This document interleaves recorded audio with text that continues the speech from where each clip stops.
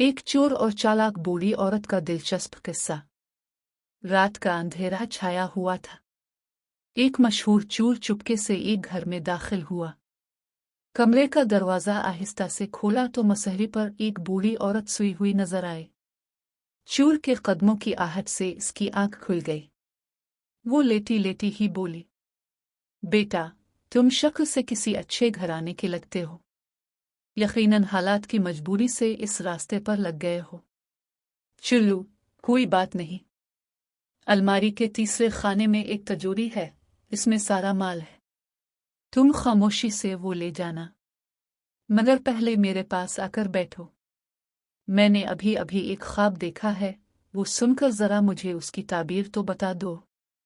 चोर बूढ़ी औरत की रहमदिली और शफकत से बहुत मुतासिर हुआ। वो खामोशी से इसके पास जाकर बैठ गया। बूढ़िया ने अपना ख्वाब सुनाया।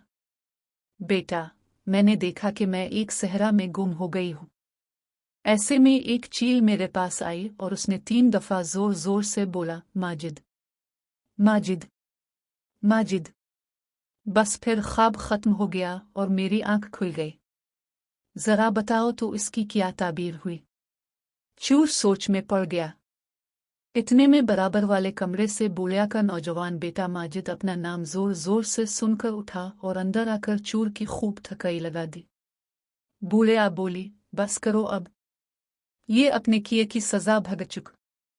चोर बोला दर्द से चिल्लाते हुए, नहीं नहीं, मुझे और मारो ताकि मुझे आइंदा याद रहे कि मैं चोर हूँ, ख्वाबों की ताबीर बताने वाला नहीं। सबक, चालाकी और हाजिर दिमागी से कभी कभी बड़ी से बड़ी मुश्किल भी हल हो जाती है।